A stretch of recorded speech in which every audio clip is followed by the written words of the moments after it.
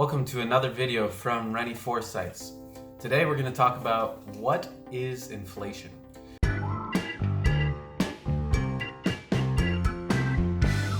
Inflation is a measurement between your currency, so that might be US dollars, Canadian dollars, yen. So it's going to depend on that, as well as the goods that you're purchasing with it and the changes. So inflation is when goods become more expensive in your currency. Oh, hell no! That is also how we measure it. We measure inflation by how much did those goods go up in value in relation to your currency.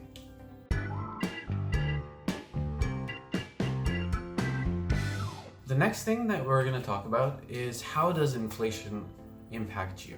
Inflation impacts you by when you go to the store, the currency that you're earning now buys you less goods. Say for example, last month you bought a loaf of bread for $2.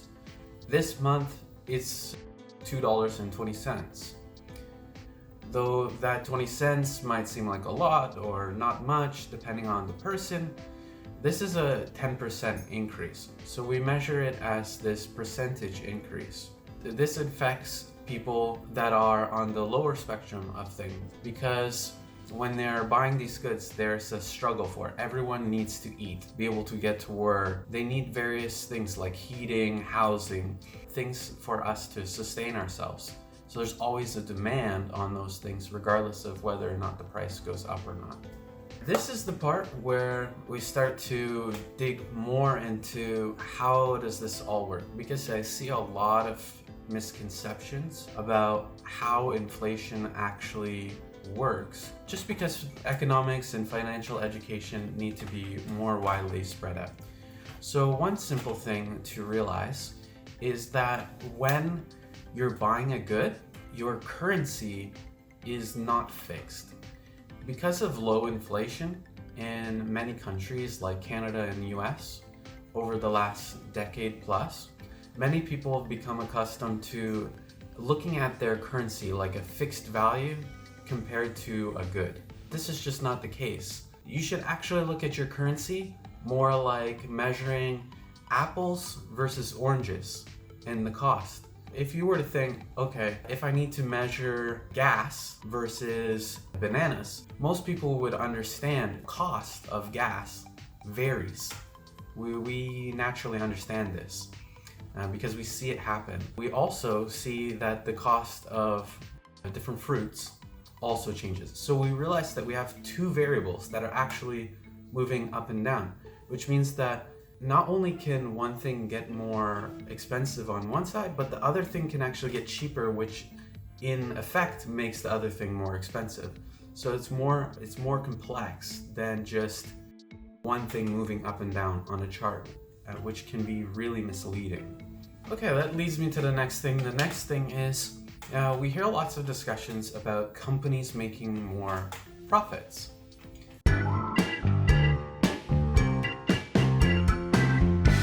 It's really important to understand that a business's profits are derived from two things. They're derived from both expenses and revenue. You minus these expenses from the revenue, you get your profits.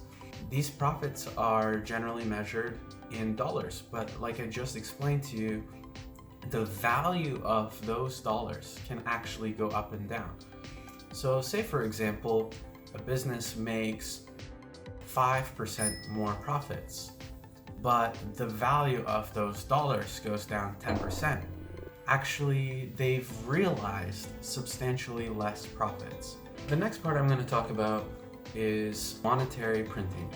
In reference to when we're looking at the growth of inflation, you will often hear money printing. What we have to understand is, before I explained that you have a good. That good is your currency that you are selling, and it's being exchanged for another good. That might be bananas, gasoline, whatever. When I create more supply of oil or more supply of bananas, the cost of that goes down. The same thing happens on the currency side. So when we expand the amount of currency, the value changes. So even though your bill might say $1, it's just a number, but in order to understand its value, you must know how many there actually is that are currently being used to try and buy the good that you're trying to use. You may have seen some movies where the ancient merchants, they would have weights, and their weight would measure the goods. So they put like oranges on one side, and then they tell you how much of the currency you're gonna pay on the other side based on weighing it. And then they'd get caught because they were taking the weight and they were emptying out the middle of it, or they were making it out of something that was like a different material, so it was lighter. Hey, come on, we are working here. Huh?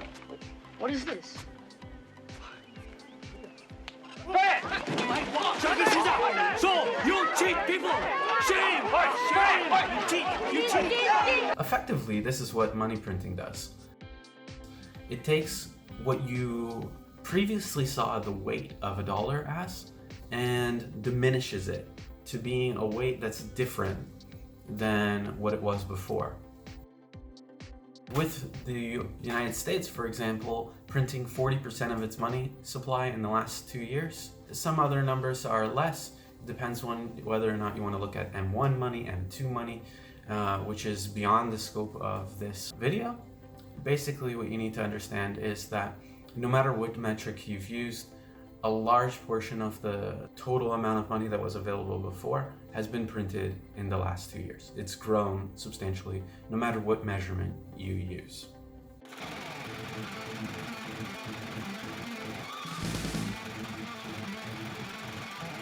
As well as important in that same dialogue to understand that these metrics that are used today for measuring inflation have also changed.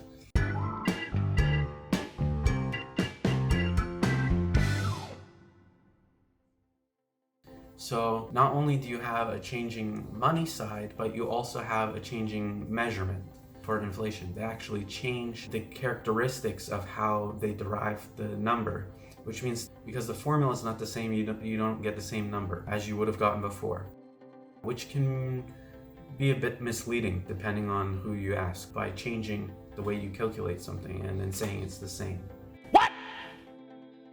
I'll finish the video off here with one other note. A lot of people talk about, inflation can't really get that bad in the United States. It's the global reserve currency. This only happens in small countries. I think it's important to note that all debts of US currency in 1971 to other countries were denominated in gold. In reality, at the end of that period when that changed, the United States actually defaulted on that loan. Think about this.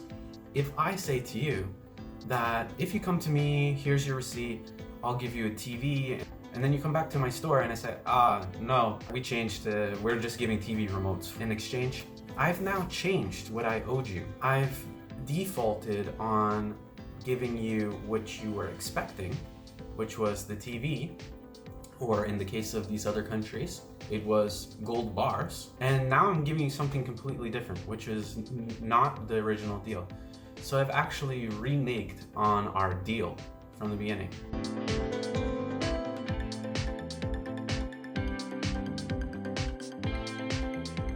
To me, it doesn't really make sense to say this can never happen because we've seen it happen. If we look back even further to the 1930s, we've seen that same thing happen to the American people.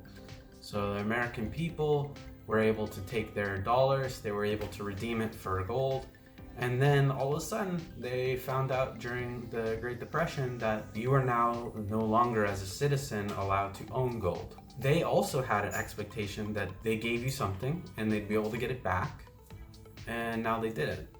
Sometimes when people get into this, they start to talk about how good the financial system is, how it couldn't have worked with gold.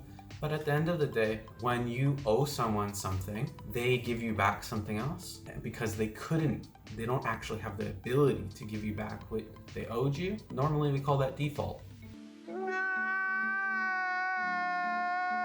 If I go to a bank and tell them I can only give you $10,000 on my $100,000 mortgage, that's all you're ever getting, they're gonna be pretty pissed off. That's not gonna be okay. This is the situation.